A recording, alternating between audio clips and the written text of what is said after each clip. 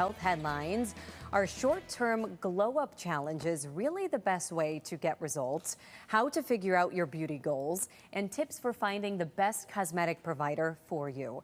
Joining us live this morning is Dr. Sarah Kim, assistant professor at Yale School of Medicine, dermatologic surgeon, and cosmetic dermatologist at Yale Medicine. Thank you so much, doctor, for your time. Good morning. Good morning. Thanks for having me. Of course. So we've heard of the term beauty maxing. It's all over social media, and 30-day glow-up challenges are also trending. Will multiple procedures in a short time really yield the best results? It seems sort of fast. Yes, so not necessarily. Many procedures in a shorter period of time don't always get you the best results.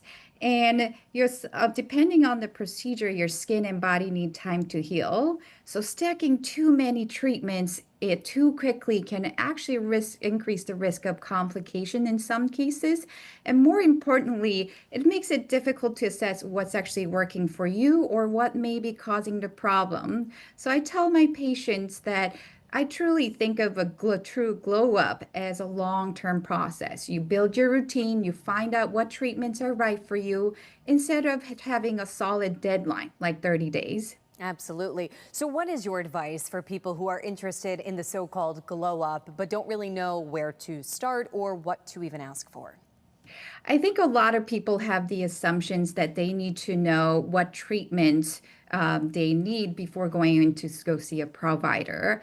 I think it's important to recognize that you don't need to do that. You just come in with your concerns and goals and you share that with your provider. For example, many patients say, I look tired, my skin is dull, I want to look refreshed, but I still want to look like myself. And a good provider should really hear your concerns and evaluate your skin and facial anatomy and build a plan, whether it's additional procedure or skincare routine. So the patients really need to focus on what results they want instead of asking for a specific treatment simply because it's trending on social media. And it's also important for them to ask what is realistic and in what time frame. Very well said. And I want to ask you this because I think this is important. There are a lot of med spas out there, and obviously there are wonderful and very talented licensed estheticians. Can you tell us, doctor, though, what are some of the treatments someone should see an esthetician for as opposed to maybe a dermatologist or a doctor, let's say, for other types of services? Yes, so there are a range of places that provide similar services. I think I want to bring this message to the patients that while cosmetic procedures may be elective, but it's still a medical procedure.